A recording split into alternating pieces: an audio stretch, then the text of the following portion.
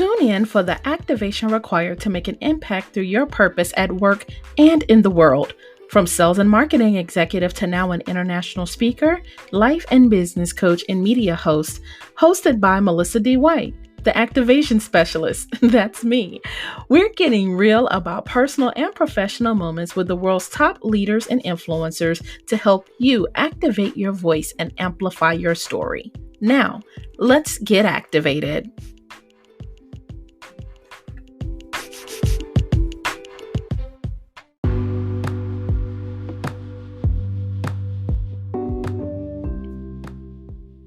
What would you do if you had a second chance to live? Seriously, we all have these one day list, right? One day I will. One day I'll write the book. One day I'll change careers for my dream job. One day I'll build that business or take that trip or just face my fear. Whatever your thing is, we all have it. But what would you do if one day just came to a halt and you received news that you may not have another one day? That's what happened with my guest today. At 22 years old, she received the news that she had a brain tumor and had to have a major operation to change her life just as she was discovering her identity. Imagine always having the dream of pursuing your career, your life, being out on your own, and suddenly having to teach yourself fundamental things again. Well, Dana is truly an amazing, triumphant story of a woman who did not waste her second chance. Although her influence came from a place of overcoming a major trial in her life, she tells her story with so much joy, grace, and even encouragement for us to find our own peace in the face of fear. She has this amazing way of encouraging others as she rebuilt her life and now even writing multiple books to use her voice and encourage others to do the same. Tune in to this interview with Dana Wilborn, two-time author, publisher, executive chef, and a truly amazing activator. You're now tuned in to the Activation Hour.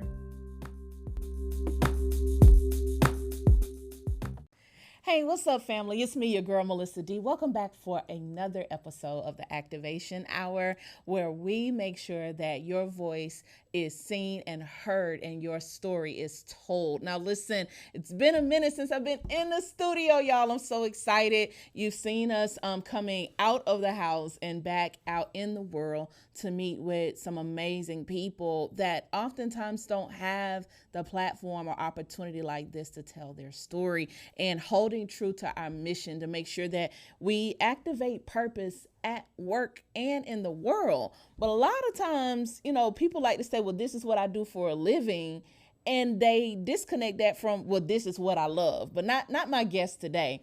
And there was a pretty crazy, unfortunate incident that led to her falling in love with her passion outside of just her profession. So I think it's only fitting that we put together exactly how activation happens. Now, if you're new to the show, let me tell you what an activation is. An activation hour is that moment when you're ignited, when you're turned on, when you know that I can no longer hold back my story, that I deserve to be seen and heard, especially after what I went through, because it might be for somebody else too. And so my guest today, Dana Wilborn, a real Atlanta native, as she likes to say, a true Grady baby. So listen, we want to make sure we give her a safe place to tell a story that she lived it. I always like to say, if you've been rocking with me for a while, if you lived it, you can tell it.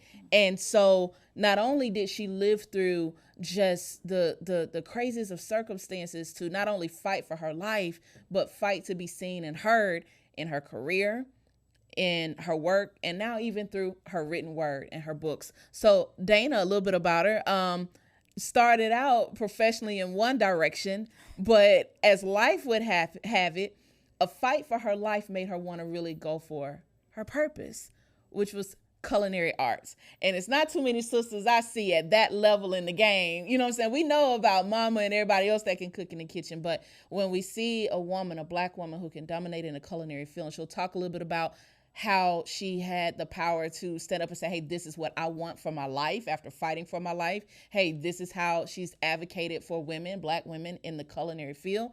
And then also how she birthed some amazing legendary things in her life, such as her books and many other things. And so, Dana Wilborn, welcome to the Activation Hour. How are you? I'm good. Thank you so much for having me here. How are you? I'm amazing. Listen, I gotta give them some backstory before we just jump right in there. Okay. So, as God would have it, I always say, like, people cycle through your life like you get previews or just like glimpses into people's lives before you're fully introduced to their story. And I think that's the same with you and I. Like, yep. What people may or may not know, I'm gonna give you some little known facts here. Dana and I went to high school and college together. Yes. Really, we knew of each other, but here we are full circle, connected again to tell the whole story. It's like you had to live it out before we could sit here and talk it out. Absolutely. That's really amazing. And you're an identical twin. Yes, I am. Now, before I jump into your activation story, when we reconnected through one of my line sisters who said, hey, look, you gotta hear her story. Now, here's one thing about me, family. I believe in activation and advocacy, meaning like speak up for other people. It's not, if people try to get a opportunity, a platform for themselves, she said, no, like, I'm sending you these books. What's your address? And so shout out to her. I love when people say, you know what, this ain't even about me. Like, her story deserves to be heard. And so you're here because someone said, I'm advocating for you. Like, wow. I'm going to make some noise for you. And so I'm thankful for that. You're a twin, Atlanta native, hopeless romantic, writer, dreamer. You're so, like, your passion. When we spoke, you are so passionate about living a full life. Yes. But why is that? What was, bring us back to the beginning. It really started with identity. Our conversation on the phone, you said I'm a twin, but no one used my real name for real and my identity, like my separate identity, until college? Yes, this is what people don't get. Twins are cute and all of that. But growing up, everyone just called me twin. No one took the time to call me Dana or even tell the difference between the two of us.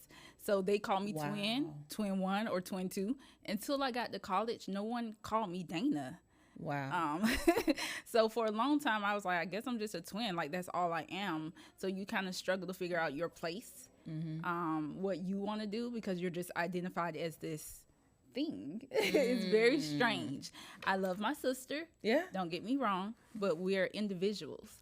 But I didn't even try to figure that out until I got to college and we did things separately. So that's amazing to me, because many of us walk around, identity is like a major thing because it's how we introduce ourselves. It's our truth that we walk in. It's all of those things. So it's interesting because college, from what I understand, that was like your activation hour. That's when things kind of shifted. Yes. And you had some major life events as you're just like getting to know yourself. Like, hey, I'm like, I got a name that's my own. Exactly. I have a passion, and that's my own. Your passion. What are some of those passions you discovered at that time? Yeah. When I was in college, I just loved participating in everything. I majored in history and religious studies. It was just fun to learn. And something I've been immersed in my whole life, religion. And I wanted to figure out the origins of it. So just doing things that I wanted to do, that, I found interesting. So that's what I was doing in college, having fun, going out, partying like everybody else. Being a college kid. That's what we do. Kid. Now, I understand one of those passions was food, though. But you were doing it for fun back then. Yes, I always cooked. For my family, for friends. I would cook in the apartment, have everybody over. I'm talking about massive meals, Sunday dinners. Like, I just loved doing that for other people. It made me feel good to spread that type of love. So that's amazing. So you are going through freshman, sophomore, get to junior year, working, going to school, doing your thing. But there was something that, what was taking place at the time where you noticed like something was off in your life? Well, I will say for all the women in my family, and my grandmother had 5 girls, we all suffered with headaches and migraines. So we just thought it was hereditary. But mine was getting worse, especially in college. Literally, like, just blackout, like super migraines. I would throw up all day. I couldn't be around light. Like, it was just all stopping. Like, I could not function. And, you know, was working at the food court at school because I'm around food. Almost passed out at work. And not then, but my brother-in-law took me to the emergency room, and that's when they found out that I had a tumor. So, junior year in college. So, they did a CAT scan, then they did an MRI, and they were like, this needs to come out, like, immediately. Like now. So, take me back, if you don't mind, to that moment.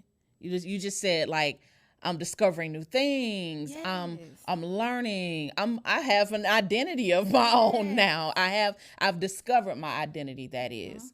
And then it sounds to me, it's like a screeching halt for someone to tell you that. How did you feel 20-something, junior year, hearing news like that after really just getting started? Right. It was devastating, to say the least. It was scary. I just had moments of why. I just didn't understand it. It was really hard in the beginning. Of course, my family was there. Everybody supported me. I had to finish the semester early so I could go to the hospital to actually have the surgery. It was almost like an out-of-body experience because I'm like, I know this is happening, but I couldn't connect it. Like, it was so deep and devastating, but I knew it had to happen. They say they had gotten the size of a golf ball, and it was actually pushing my brain and spinal cord to the right. That's what was causing me to feel dizzy and almost like pass out. So it was scary, but it was like, you can't stop it. So you kind of have to just roll with it. I'm listening to you, and I don't know if many of us would have been as positive to say, well, I can't stop it. Let me roll with it. How do you mentally and emotionally prepare for a life-changing event like that? To know, like, hey, God, you know, it's your will, but I'm about to go into a surgery. Right. How did you, and even since you mentioned it, you were, you know, religious studies and just kind of learning about faith and things like that. What were some of the mental and spiritual things you did to prepare going into that? Definitely. And I think I touched on that in the book. Just growing up in the church and having that foundation really was the only thing that got me through. Like, scriptures would just pop up like, oh, I didn't even know I knew that one, you know, just words of comfort for myself. And I just kind of at one point accepted it, and I said, I cannot change this. I cannot control it, but I fully trust God. It took me a minute to get there, but when I was there, it was just a calmness. And I knew I was going to be okay no matter what. Wow. When you accept it totally and you have that faith, what is that? The faith beyond all understanding. That's what it was. I was actually calm the day of the surgery when the nurse sit there and she was shaving my head where where they were about to cut, and I was calm and I told her a couple of jokes. And so wait, let's get this straight. You're sitting there as a young woman, prepping for surgery, pulling on your faith, accepting, not saying I'm gonna wallow in what's happening to me, but I'm accepting it. Sounds to me like the moment you accepted it, then your peace came. Absolutely. And now you making other people laugh the day of surgery. That's an incredible spirit. To me, that sounds like a God activation for real. That's nothing but. Like, it took acceptance to activate your peace. Absolutely. You have to get to that point.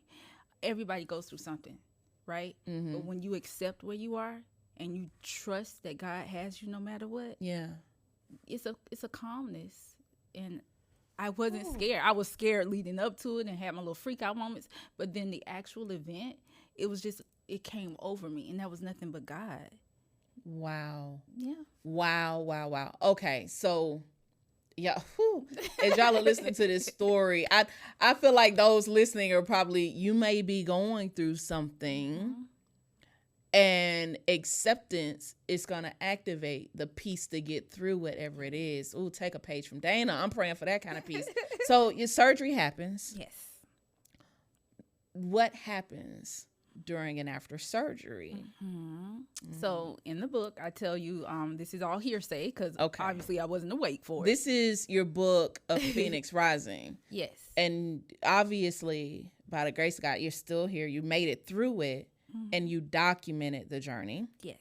Of Phoenix Rising, how to start over again with gratitude.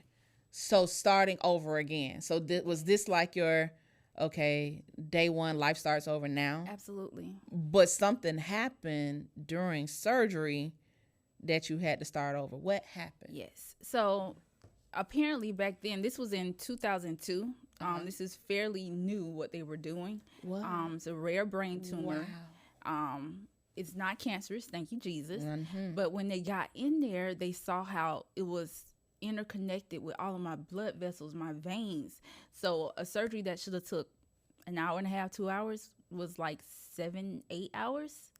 Because they had to scrape away and peel, trying not to damage major things in the process. I was in ICU for 2 weeks because I wouldn't wake up from brain swelling.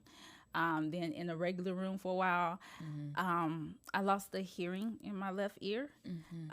Went through rehab where literally like reteaching your mouth how to form words with a speech pathologist, or going over reading and writing, like muscle memories. And I had paralysis all on the left side, almost like I had a stroke. And in your 20s, when someone is helping you walk and helping you get to the bathroom, it's devastating, it's frustrating, it's hard, because in your head, you're like, I'm fine, I know how to do this, I don't need nobody's help, but your body is telling you otherwise. So it was definitely a struggle. I left college, and I think I stayed out a whole semester and a half. So by the time I got back, everybody was gone. My sister, everyone had graduated. So I was definitely starting over. I had to have special accommodations in the classroom and upfront seats and longer time on tests. But, what God puts in order, he's always going to make a way. You see what I'm saying? So I finished college. It was hard, but it's things that I wanted to do. And when I saw that I could do that and survive that, I was like, well, I'll do this too. So if I can survive this brain tumor, I can survive this too. Everything else seemed like a piece of cake. Wow. Wow. Like, I'm just thinking about the mindset of, like, my mind is saying do this, but my body won't cooperate. And the frustration, but the determination to do that. And then even to go back to school. So it's not the most, usual of circumstances. Like you said, your peers had moved on. So now I see why you say, like, I had to completely start over. Yes. So you went from, you share an interesting story. We can't give it all away. Y'all got to get the book. But this story really struck me. You were talking about how you have to relearn how to talk, and just they would give you assignments for your rehabilitation, like to do some basic tasks. Yep.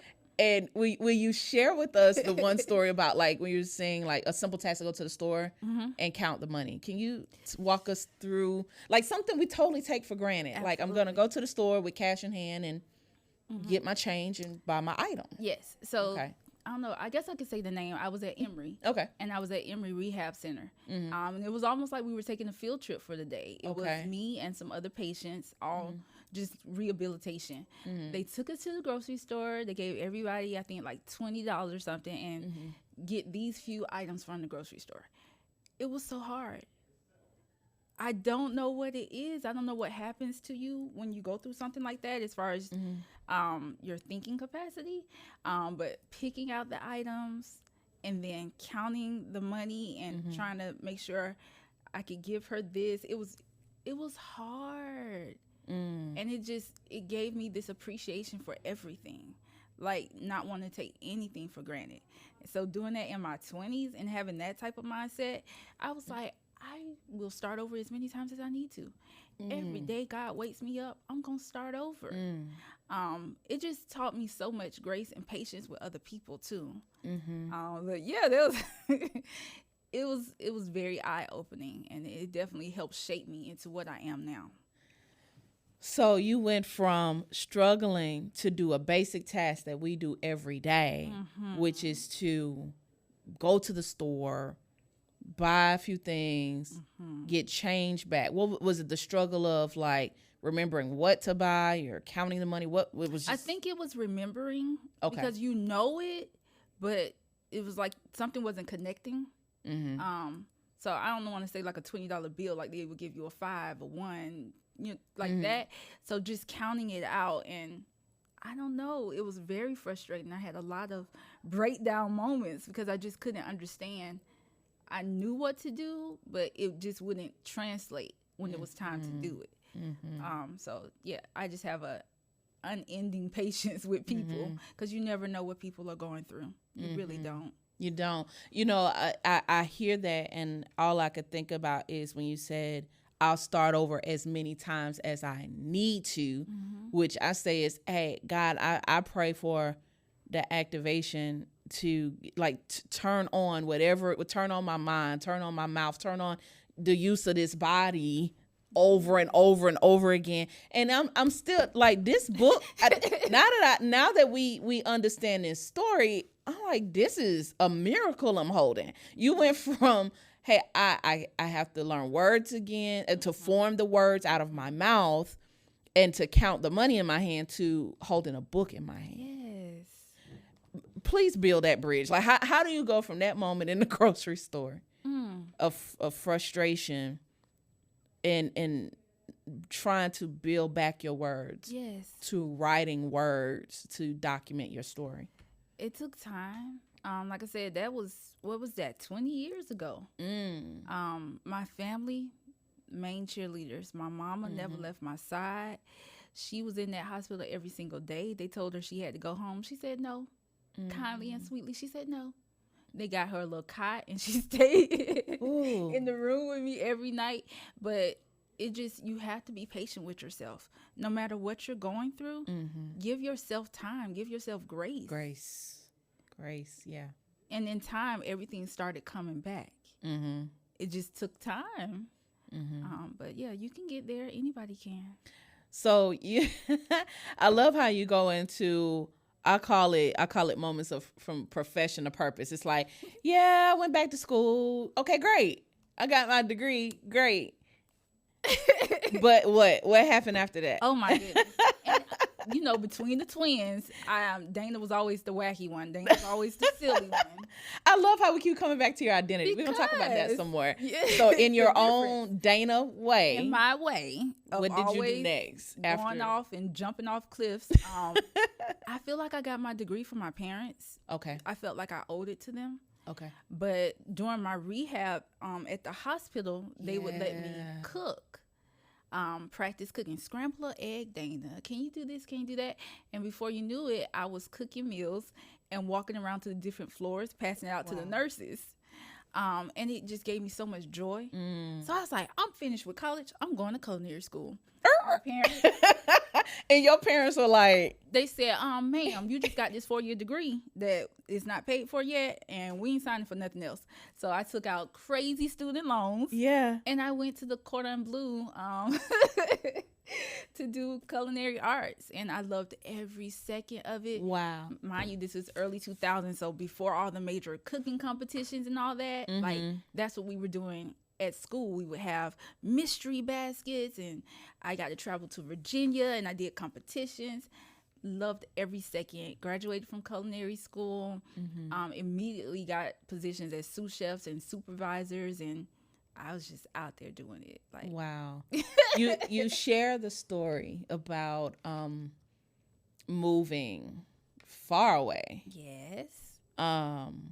from Atlanta, and what prompted you to go far away to find yourself, this new version of Dana starting over? Tell us about that adventure, because I think that's an amazing bridge, like an activation to go from college degree to culinary, but like in a major way. Yeah. I did my extern in Phoenix, Arizona, at one of the resorts out there because my cousin happened to be living in Arizona at the time. So I did my extern out there, and it was amazing. I got to work at the U.S. Golf Open. I mean, like doing bananas Foster for people in green jackets at the Masters. Wow. It was amazing, and just eye-opening to new experiences. Of course, I had my struggles, like everybody does in the kitchen, well, in anything, but it was just so much fun. I was like, I think I like it here. I'm gonna move to Arizona for a while. I just love trying new things. And my family will tell you, Dana will do it. She's not scared. So I think that comes from having that surgery, because I know that every day is not promised. And you got to try new things. Live somewhere else for a while. Yes. Experience other cultures. Experience different things, because you never know. Don't just stay in your little backyard forever.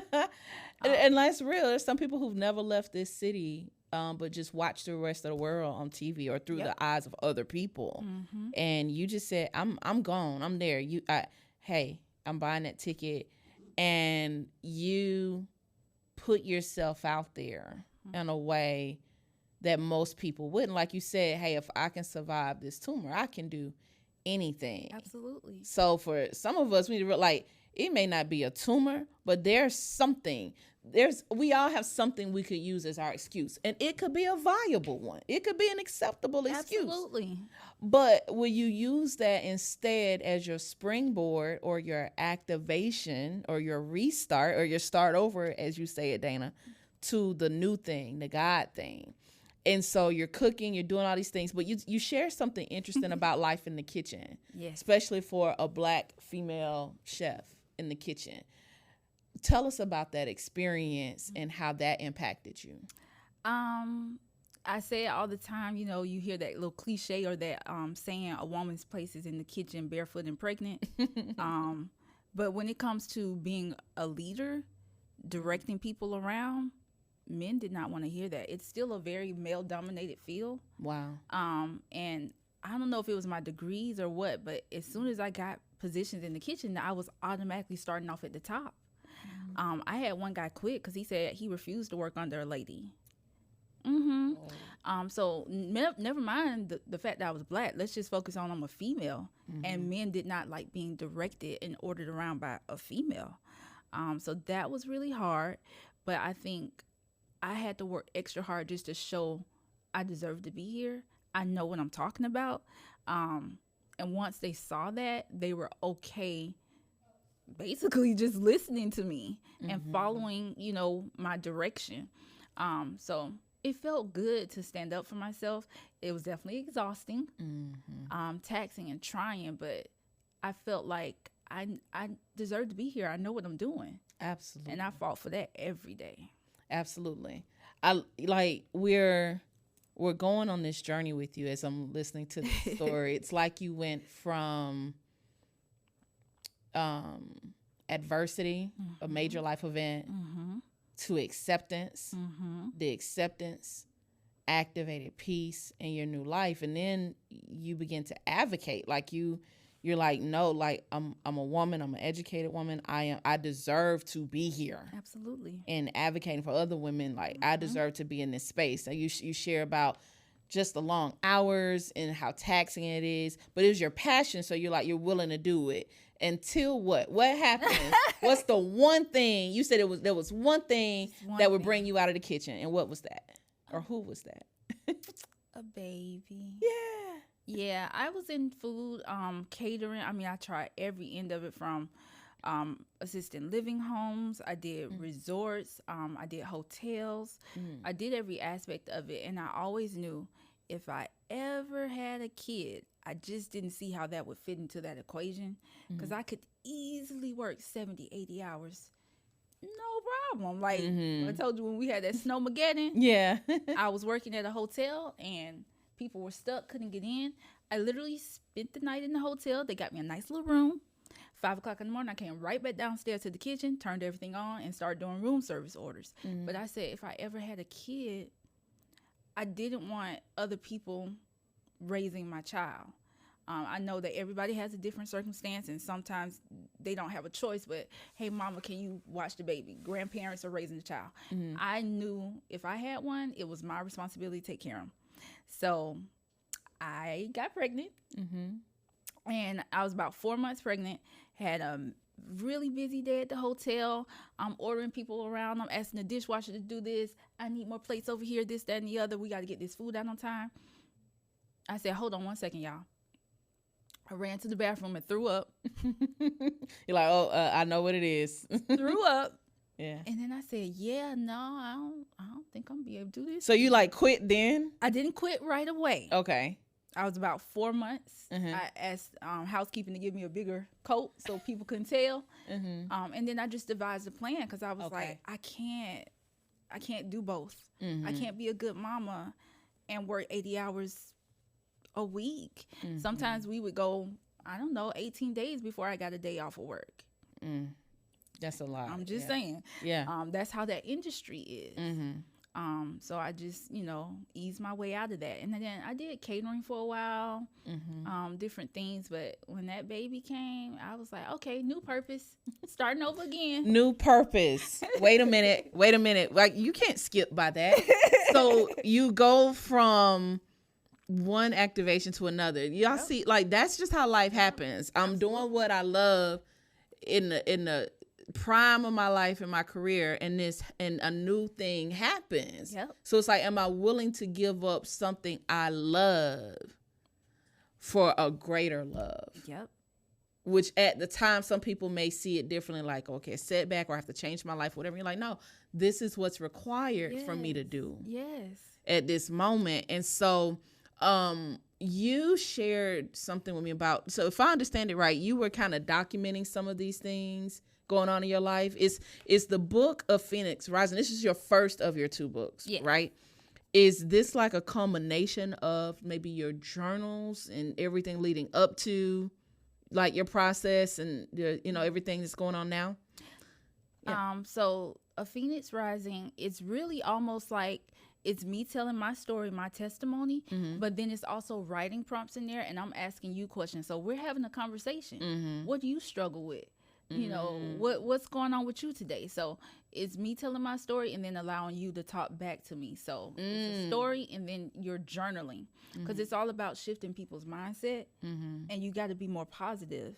You got to be thankful for what you do have, as opposed to complaining all day, every day. So that's what that's about.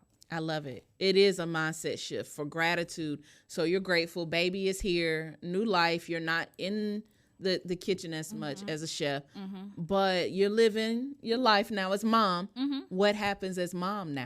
Now as a mommy, he's 6 now, and I don't know, because he's an only child. I never talked to him like a baby, like the goo goo gaga. So we would have full on conversations when he was 3. He was reading. Now I work for a university in their registrar's office. I love it because I'm still giving. I'm still encouraging other people. It reminds me of when I was in college and when I was struggling. It's like full circle coming back to the university. All the way back around. Yeah. And now, when I get a student on the phone and they're crying or complaining, I don't think I'm be able to finish this semester and blah, blah, blah. And I say, you know what? It's okay. Wow. Do what you can do right now. And when it's time to come back, that's when you come back and finish. So just spreading that message and lifting other people up is amazing, and I love it. Is now that I didn't realize, you literally full circle because you've been in that position of, hey, I'm doing everything I can to finish, having to come back and finish, now giving back in that way to encourage other people to finish. Wow. That is how a phoenix rises. Not only do you rise from the ashes, but you pull other people out of the ashes. Amazing. That is amazing. That is amazing. But here we are today. Yes, ma'am. And I always find it very amazing when I sit with authors because, like I said, you had to live the story first before you can tell it. So I guess you can call it a conversational journal where it's you're talking to them and then you have to write back your own prompts to get you through and start over again. And then now here we are. Sitting together on as we anticipate the launch of your new book, right? A Recipe for Disaster. I love this cover. It is just Black girl chef magic. It's so pretty. Yes. And it's almost, I can imagine this is you in your own mystery, right? Yes. So tell us about the new book that's coming. So that one's the fun one. Okay. That's my fiction. Definitely loosely based off just my experiences in the kitchen as a Black female. It's funny, it's entertaining, it's sexy. We put a little bit of all of that in there, but I'm just like, what am I waiting on? I've lived it. I want to say it. I want to tell these stories. And God just put it in my heart to do it. Just stop waiting. So that one's a fun one. That's fiction.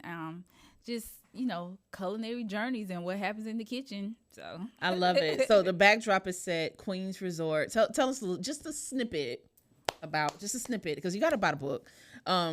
Yeah, tell us a snippet. Just a snippet. So like I said, it's loosely based off me, but I definitely got to exaggerate a lot.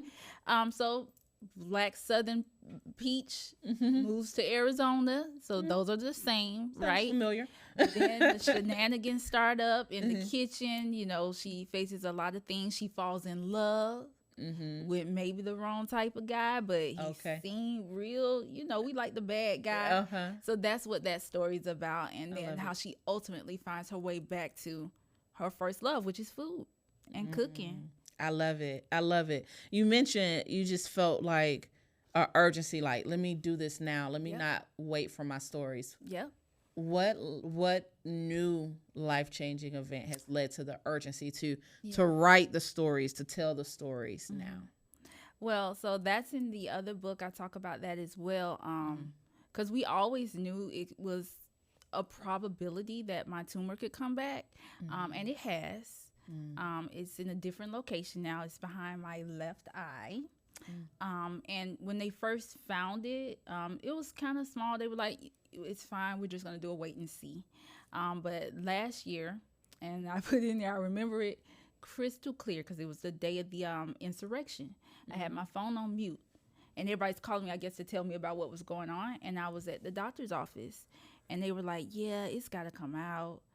It's about the size of a strawberry. It's going to start pressing on some things. And if it gets too big, he said it will be irreparable damage. Now, I don't know what that means in medical terms, but it don't sound good. And, meanwhile, I'm coming up with stuff. Well, what's the healthier version? What I need to do? Do I need to stop eating this and that? What alternatives, right? But you still have these professionals saying, no, it's got to come out. I went and got a second opinion just to be sure because, I'm a mama now. I got a mortgage and responsibilities. Like, hold on. And they confirmed the same thing. So I'm having surgery next month. Wow. And God's always in control. He's always in control. There's that piece again that, hey, I accept it. Yeah. And here we are. And so as we're sitting here having this conversation today, what is your message to those who may be waiting to do the thing you love, may want to start over and not know how, may want to do the things that's so different from what you're used to? Yep. What would you say to them now, given all you've been through? Absolutely. The main thing is it's okay to be scared, but do it anyway. And I keep saying as many times as God blesses you to wake up in the morning, start over. If you don't like your job, go to work and be putting your applications and your resume out to other places. You know what I'm saying? If you want to learn a new skill, go back to school. Take some free classes online. Do it now. What are we waiting on? Because we'll look up 5-10 years from now and like, man, I should have did that. Oh, I should have wrote that book. I should have went to this country. I should have did this. Shoulda. Don't wait. Do it now. Don't wait. Do it now. So I guess my final thought, as I sit here, hanging on your words, listening to your story. I can't help but think everything you were saying in the story led back to your identity and who you are, and even just being Dana, fully Dana. Do you believe like in God, allowing this to happen or keeping you through this, that it really activated your identity? It was like maybe now this has in its own way giving you your own unique story and identity. And you even shared a bit of when you have an identical twin, and now looking back at your twin, there's some differentiation, some differences now. Right. Do you believe that this may have happened for you and not to you? Absolutely. So you have your own story and identity now. Absolutely. And she has her own. I know that, everything has a purpose. He's always watching over me. And this, I feel like it's my purpose to tell people, just keep going. You can do this over and over as many times as you need to. So it really did help shape me. And just give me that love for life, the courage to try new things. Like, yeah, and I hope I instill that in my son too. So, who is your own little mini chef at home, I hear. Absolutely. Don't play with him when it's time to make some scrambled eggs, pancakes. 6 years old. I don't know if that's correct. That he's supposed to be using the stove. He's supervised by Chef Mommy. But I said you need to know how to take care of yourself. Don't depend on anyone to do things for you. Yeah. So I watch him, but that baby can cook. I love it. I love it. I love that those gifts are passed down. So just make sure that you all go buy the books of Phoenix Rising, How to Start Over Again with Gratitude, and also A Recipe for Disaster. Both books now under your publishing company. You are now publishing your books, all of your works at legendpublishingllc.com. You can go grab information from the show notes. Order both, get them now. And Dana, we love you. We thank you for being bold, activating your voice, living as loud and as big as you want in this moment, and that leading up to your next surgery. We are absolutely praying for you to come out even better and stronger than before. So thank you. Thank you for getting activated with us. Thank you so much for this opportunity, and thank you for what you do. Just letting people tell their story. And motivating others. So you're a blessing. Oh man, it's hey, this is what we do. I'm thankful to do it. So listen, if you have been activated by this story, it's your time to be seen, be heard. Make sure you subscribe, leave a review. Don't be stingy. Don't keep this story to yourself. Hit that share button. Share it with another person who needs to activate their voice. Be seen, be heard. Also, go to theactivationhour.com to follow all of our platforms and our special Activate Your Voice series on YouTube to hear stories about how to be seen and heard at work and in the world. This episode, if it's blessed you and you need stages on how to live your life out loud and tell your story, go to the Activation Hour, click the button for Activation Coaching. We walk you through how to find language for what you've lived so you can tell your story. I'm your girl, Melissa D. It's been a pleasure to sit here with you. Dana Wilborn, God bless you. You are welcome back anytime. Thank you, family. We love you. We'll see you on the next one. Stay activated. Bye. With activation comes action. I believe that writing and speaking go hand in hand. When you activate your voice, there's something about writing out your thoughts, your ideas, and journaling about the process that feels like a commitment to do something with what you have to say. So I invite you to join me as I journal each episode. Yes, get your free download of the Activation Hour episode journal and affirmations. This journal was carefully put together and thought through with you in mind to make sure that as you hear these stories, you are encouraged and, yes, activated to write your own thoughts and ideas and use your voice. So, this free journal is available to you. Just click the link in the show notes so you can write along with me as I write the notes for my insights of each episode. You can also catch behind the scenes videos on our YouTube channel. So, today's affirmations in the journal, the very end of the journal, you'll find activation affirmations. And listening to Dana's story, there were 3 of the affirmations that really apply to our conversation. Number 1, I carry a unique sound that is for the people of sound to me. Dana, being an identical twin, she stated about identity, where she had to look at another person who looked just like her, who mirrored her in so many ways. But now, in having her own path through some of the challenges she's had with not only having a brain tumor surgery, but rebuilding her life, her story definitely is hers alone. So, your unique sound comes from your unique story. Tell the story. The second one that resonates is there's value in my voice. The fact that she's not only committed to writing, but now speaking and telling the story in interviews and podcasts ensures and solidifies that she has a unique identity of her own. And then lastly, I will not be silent in the face of fear. I have to admit, I don't know if I would have had the same resolve as Dana when preparing for a brain surgery to laugh and encourage others as I'm afraid myself. And her doing that, it was like telling fear where to go. And that's exactly what she did. So, again, I encourage you to share my insights. Also, speak back. Leave me a voice memo. I'd love to hear your thoughts on how this episode activated you to use your voice.